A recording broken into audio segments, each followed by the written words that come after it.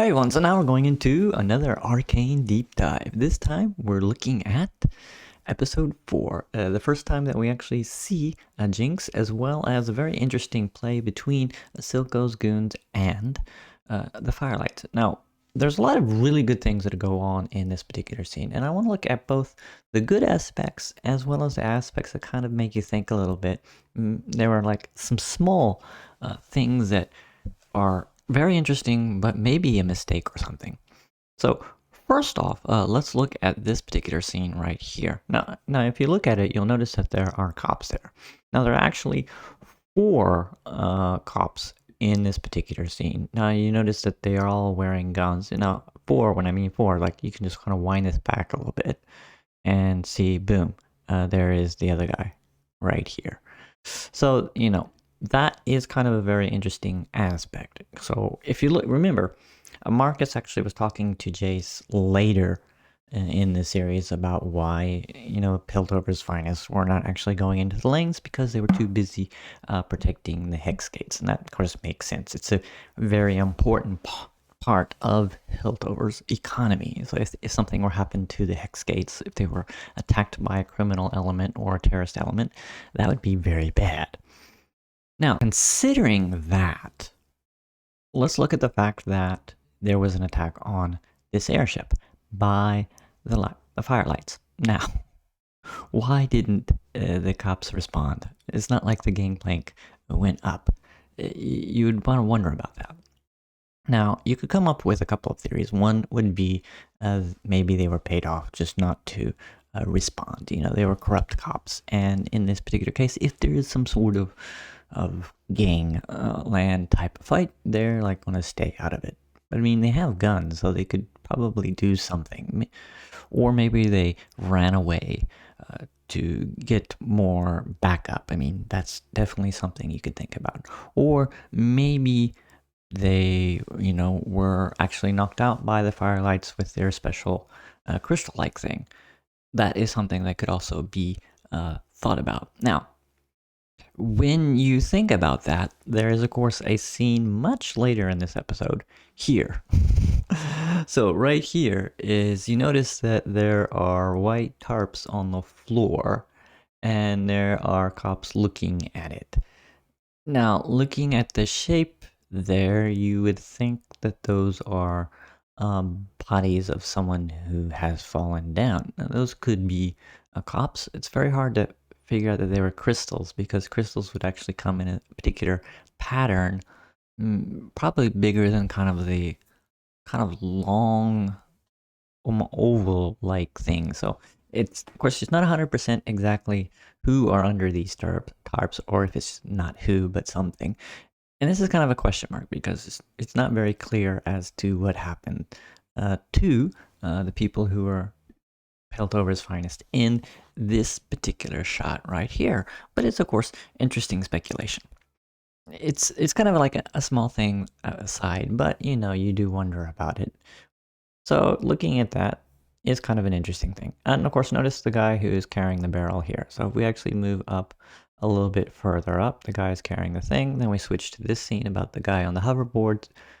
And then here's another interesting, just kind of a small thing here. So if this is the first time you're seeing these episode after 1, 2, and 3, you will probably remember at least this big guy right here from as one of the bigger Silco's goons that Vi fought against. And then, of course, right in the background is Civica.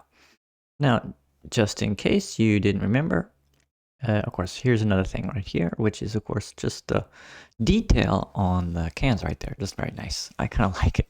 The fact is like some guy grabbing a snake or something, as well as chains. This is kind of a very fascinating detail. You could just not put any detail here, but they did, as well as kind of an X there to mark something.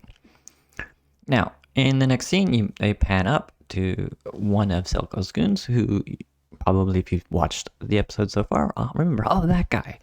It's kind of like, remember him, people? I was like, oh, yeah, I do.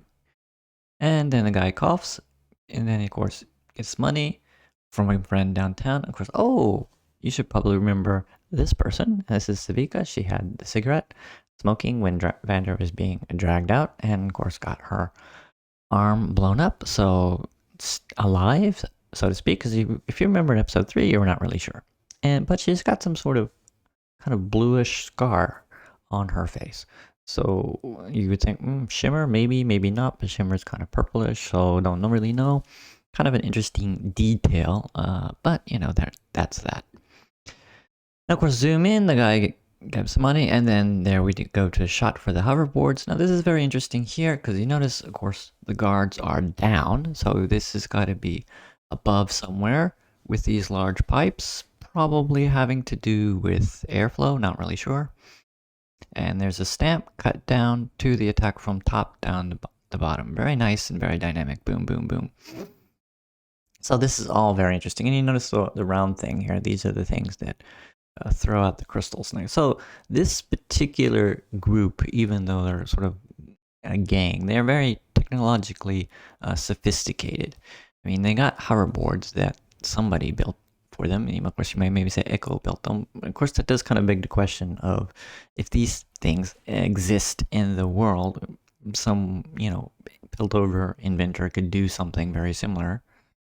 And what do they actually run off is another thing. And this kind of stuff is who invented that technology. But of course, those are interesting speculations right there. But very nice, especially for crowd control if you were thinking about using it. You would almost think that the Piltover cops would have something like this in their hands, but they don't. And then there's another interesting detail that comes off right around here. So, this thing right here. So, most of the people in the underworld do not have guns, so to speak. Only one person really does in the underworld. Whereas Piltover's cops, a lot of them have guns. But this is kind of an interesting piece of technology here. Instead of bullets, we got arrows, and there's only 2 of them. And this guy's got it. You would kind of think that there might be more of these, or at least he would have more the way of arrows to aim. But, well, it's an interesting piece of technology that doesn't seem incredibly useful, but cool. So it's very nice. And then, of course, both misses, and the guy gets taken out. Boom, to the head. Very nice shot there. So here's another nice, very good, cool shot here. The leader in the middle and then the 2 people on the other side. Oh, and then you can kind of see the design there on the cans there. Pretty cool. Now, of course, here, as you look at, we just moved back here to here. This kind of gives you a very clear idea that the crystals are on a time limit. This actually has 12 here. So when you look at this, 12 minus 4 is 8, so maybe 8 minutes or so before the crystals turn brittle enough that people could break out of them. Now, when you actually look at here the way the crystals are formed, like so, then that pretty much tells you that at least when we were to look at this scene here, is probably not the crystals. That just kind of cancels that out. They would be bigger and kind of all over the place. So it's not that. So, of course, obviously Savika is out of commission for a while, and they're going to do something to this shimmer, because apparently it's a lot. And so, at least we know here from the passage of time that Silco has expanded his operation as far as creating shimmer. And not only that, it's like he's exporting it. Maybe? No, of course it's coming into Piltover, so it's got to be coming from somewhere. Not really sure where when you think about it. But anyway. So anyway, it's the biggest thing of Shimmer, and it's a big deal, apparently. And as you can see here, there's at least 1, 2, 3, 4, 5, 6, 7. There's 7 goons here, plus the leader. So now here is just a lovely, lovely scene here. Now, as you notice here, the guy's coming down. And what's really great is, of course, we get, boom, the area of horror here. So if you've, of course, watched this from 1 through 3, you will notice, oh, there's a monkey. And we know what style this is, because we've seen various examples of this type of style done by Powder and all her little drawings all over the place. And the monkey, we know exactly from episode 3. So, you know, this is when you see this, like, oh my god, something's bad going to happen. I mean, this has like bad vibes all over the place, kind of horror, like when, you know, when someone gets shut in, so to speak. Atmospherically, it's just really great. Now, of course, the guy bangs on it, and so you're thinking, of course, there are at least, you know, 5 other people up top side, and they didn't hear the sound. I was like, well, depends on how far away they were and how big that little jangle was. So maybe they were too busy. Don't know. But anyway, she notices and not happy. So of course they look around, and as you can see here, what's really nice is like, oh, she's here. And again, another shot of the monkey, very nice. And then you have the bottom there, the hold, so that will pop up in another scene later, of course. And boom, really fast. So it's kind of, in this scene, it does also, of course, set up that Jinx character is fast. And you'll actually see this in a couple of other scenes, that she is incredibly fast, even in normal mode. So something to kind of keep in mind. And then there is this lovely scene where he throws the flare, it rolls around, and then you see the boom right here. So of course, when you see that, it's like, uh-oh, something really bad is going to happen. I mean, this is kind of pure atmosphere from a horror show here. Very good. Excellent. I just love the atmospherics of this. And this is like, okay, what kind of character is this? And this character is really bad news. All the atmosphere is just pretty much saying it. And, you know, something that you can't see comes up, and then there's 3 grenades. Now, as you actually look at this, 3 grenades is like, okay, one person holding 3 grenades seems to be a little bit overboard in atmospherics. Like, if this was to, you know, really happen, is like probably 1 or 2 max. Really, this is just too much. The people who were doing this scene should have toned it down a little bit. I mean, sure, they probably could have grabbed both hands and grabbed them, but I mean, if you consider what happened afterwards, which is boom right here, enough to rock the ship, is like, even if they grabbed them, it would have been too much. They would have been dead. Which, when you think about even that particular aspect, is kind of this scene that comes here. So this is almost like a hero-esque scene where, you know, like, say in a sharpshooting scene in an old western where they start with the feet coming in. And it's really lovely. Of course, you should also note that the shoes themselves seem to be made out of iron. So she kind of comes in looking just kind of like hello situation there. So this is almost like the hero's entrance. And, you know, when basically confronted with the bad guys, because then it goes from nice to this, boom, throws the 2 things, boom, boom. Now, again, I have some kind of misgivings for that particular part as well. I mean, strictly from the standpoint of, if you kind of draw this back here, so this thing of this size, again, about the same size as the bombs that were thrown, you know, downstairs, is like, that has enough force to knock a guy off his feet and then get thrown off the airship there. And then later, boom. Pretty big explosion. Now that's kind of something that I was like, oh, that's kind of odd. But the whole atmospherics of this part right here is really good contrast between the kind of, you know, monster in the room type that was just before, to this was more heroic, beating the bad guys type of scene here.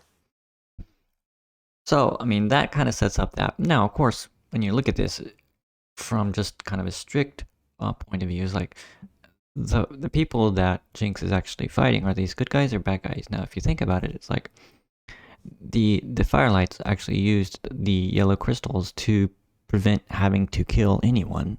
So all they were trying to do is to get rid of Shimmer. Now, that being said, though, is what happens later pulls that into question, though. So, of course, she's very mad, and then he throws 2 things to basically try to pull her off guard. You know, right here is where he throws the yellow thing, and she misses again. showing that she's really good at dodging things, just as you saw previously how fast she reacts. And then she fires, another guy comes in. This is also very lovely if you just watch this again. So he comes down with a spear here. Boom, she moves just a little bit back. Not even phase. Just look at the face there. It's like, oh, that's whatever. Situation. Very good. And then boom, fires. But this guy is also pretty fast. So that's also very interesting. So both of these characters are pretty fast. People, of course, make complaints about certain characters reacting too quickly. And I always kind of think about it. Now both of these characters here have a high amount of agility. Now there's some people who's like, whoa, for a different character, probably shouldn't exist. But it's not about dodging the bullet. It's dodging where the bullet probably will be fired, because if you know where the gun's pointing, you just know get out of the way where that line would be. So I kind of give a little bit of slack, but only a little bit. Anyway, so this character's supposed to be fast, just so you know. Now, look. So when you actually look at this particular part right here, pouring, I guess, some of the shimmer on top of other cans of shimmer. So what is going to happen here is probably not going to be pleasant for the people who are still stuck behind the crystals, if you think about that. Now, she's very unhappy, and of course, they launch the flare there, and then Jinx holds the hand there. So you can pretty much figure out what's going to happen here. So this girl who holds the flare, if it drops, then of course that means that the whole area where the shimmer is going to be on fire, which could be bad news for the people locked behind the crystals, so to speak. At least that's one way of looking at it. Actually, it doesn't happen that way because, again, I just want to pull back to what we were looking before. It's like that was my initial reaction because, well, let's just keep going here. So in this scene, boom, right here is, oh, it's vibe. Now, of course, people who are watching this might have thought exactly the same thing, but kind of bring this back here. Right here is actually, you can kind of tell a little bit, it's not the same person. And so we have here, this phase right here, and then as the person moves around, you kind of see the edging here of, this is definitely how Jinx is perceiving it. And you got these little marks here. And what's really lovely here is you have to kind of do this in slow motion a bit to see everything. But Jinx is like, oh my god, it's Vi. And of course she pretty much says that. Like incredulous, wonderful facial reactions. And of course, nope, it isn't. It's not this person whatsoever. Very different, as we all know there. Now, of course, this person's like, oh my god, what am I going to do?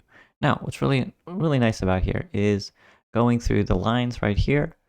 And as you can see, boom, this is just how Jinx remembers these types of memories. And so it's fascinating, really, how her kind of warped memory, her warped brain is kind of perceiving these memories as they go back. So this part, even though the facial expressions are very different, the way she draws upon that obviously were different. How she remembers things, of course, is kind of the anger that really wasn't there.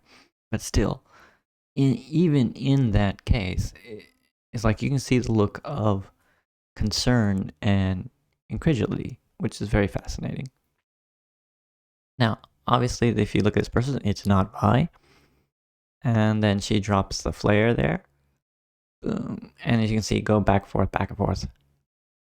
And then here's another shot from Jinx's memory. Now, of course, this is from Vi's point of view. But again, this is probably not Jinx's memory per se, but just kind of an, I guess, emotional interpretation of how she felt. Now, of course, this is really raw when you think about it, and the tears going back and everything. And of course, we cut back to the flare, and you can see kind of more the anger building. And then here's the just heartbreaking scene from episode 3, which really started everything off. And you can kind of tell that Jinx is not processing these memories very well. So this kind of interaction just kind of shows very, very well visually how mentally unstable Jinx is with respect to this. This is really traumatic, and it's well, how many times has she actually gone through this particular process?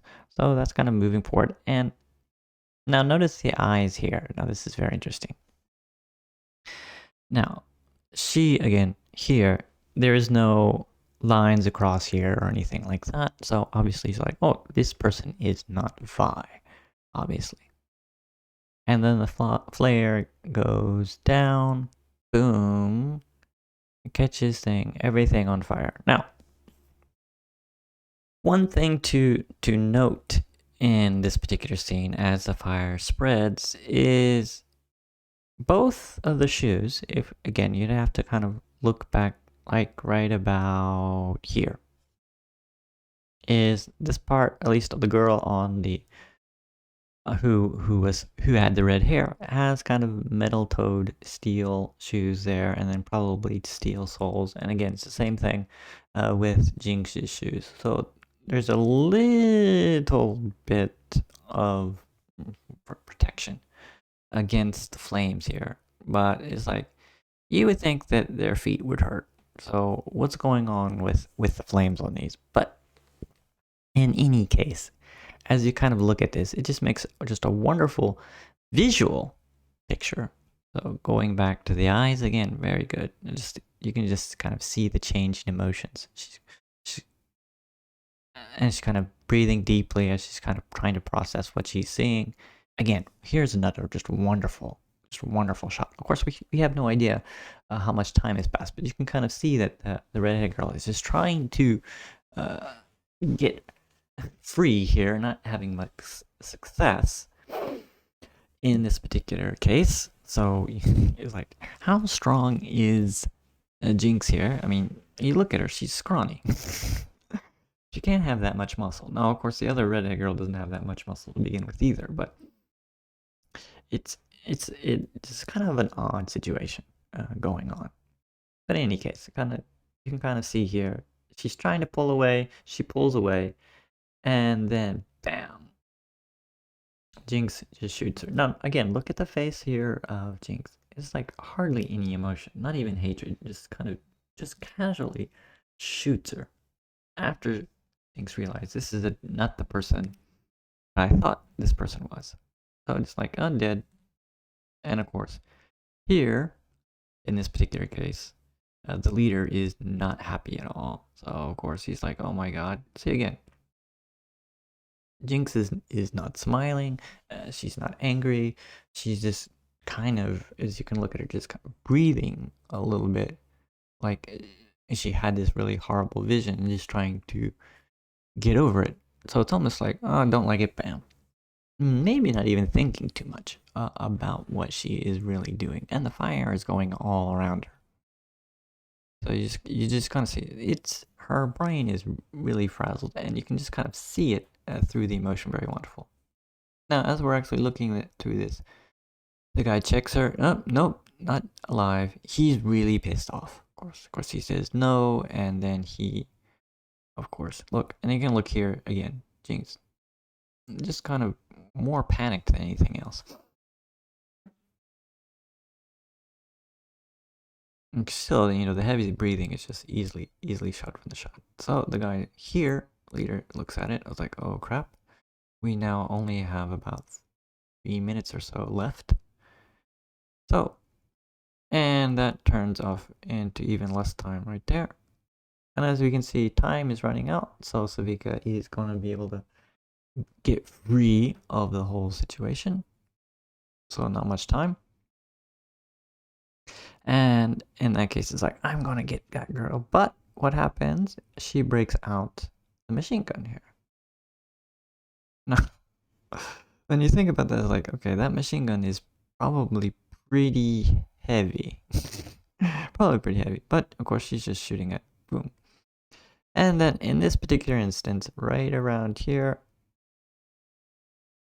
the guy who we thought was at least knocked unconscious after Jinx had jumped on his head, is of course alive and also quick enough to basically take the leader out of the situation.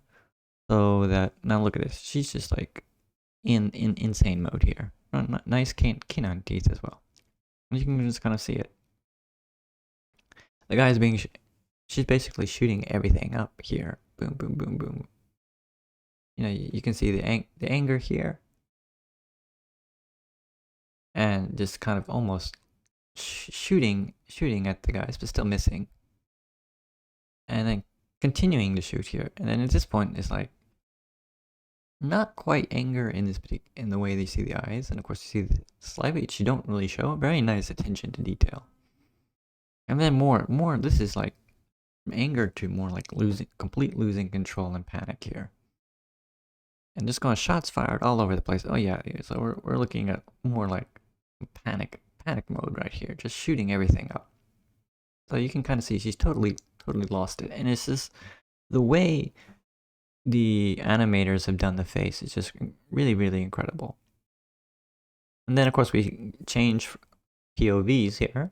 So of course shots from the guy who right here, who was of course hiding behind, so he's getting shot at and not having a good time. And again, here look, Jinx is not mad, she's more like almost scared, having a panic attack right here. So completely like lost her mind at this particular point, just shooting everything and just keep shooting. Again, look, it's just, you can just kind of see right again, not happy. And boom, boom, boom, boom, boom, of course shoots the goon there through the crystals, shoots up all the shimmer there.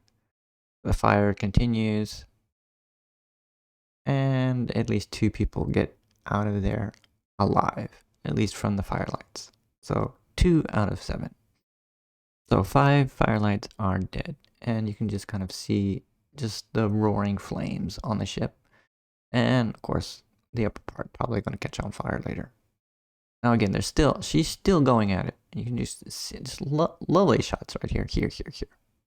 Again, just panic attack. Until it kind of winds down, so all of the bullets have been used.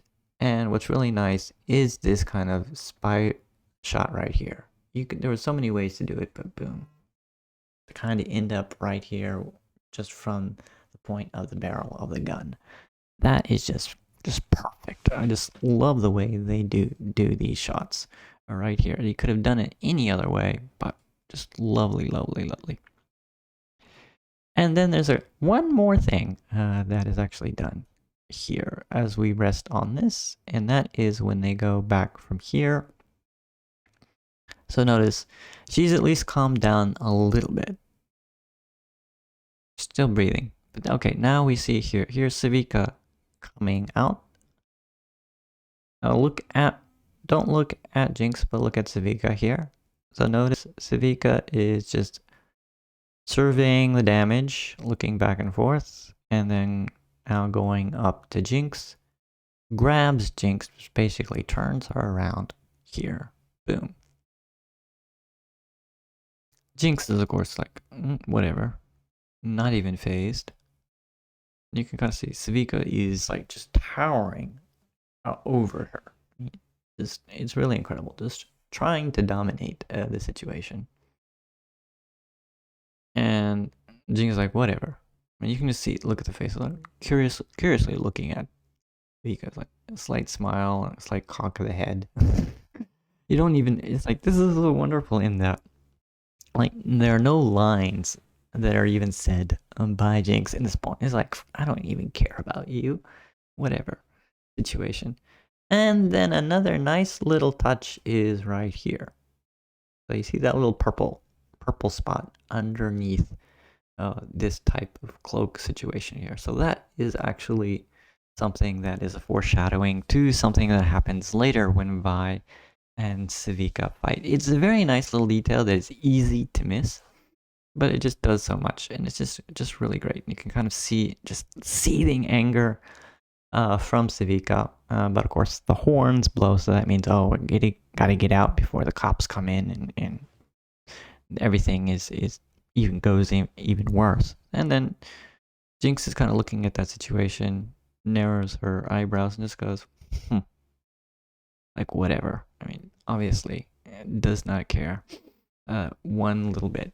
So there is a lot of good detail in this particular scene right here. You can just see the wonderful detail of how everything is pretty much set up. It's kind of a good introduction. Oh, look at how Silco Goons, the trade part, has expanded. You get to see the two Civica and then the other tattoo guy again. You get to see Jinx coming in, and you just get to see the wonderful kind of horror-esque introduction, as well as the hero-esque situation, as well as get a good understanding of her mental state. And so all of that really works very well. Of course, there's some minor things, of course, that you would, of course, wondering about. Again, I wonder about the cops at the very beginning. I wonder about the fact that, there's fire there. It's like, well, they weren't too phased by that situation. But again, these are all kind of little minor nitpicks. It's just the way the faces were done and the way the whole thing was shot as far as the fighting and the back and forth. It was just done so well and just really enjoyable. And I will go back and actually look at some other scenes in this particular series of Arcane, because there's just some wonderful choreography. Now, fighting by some of the other characters is really, really good, but I'll look at that later, and I'll see you in the next video. Bye bye.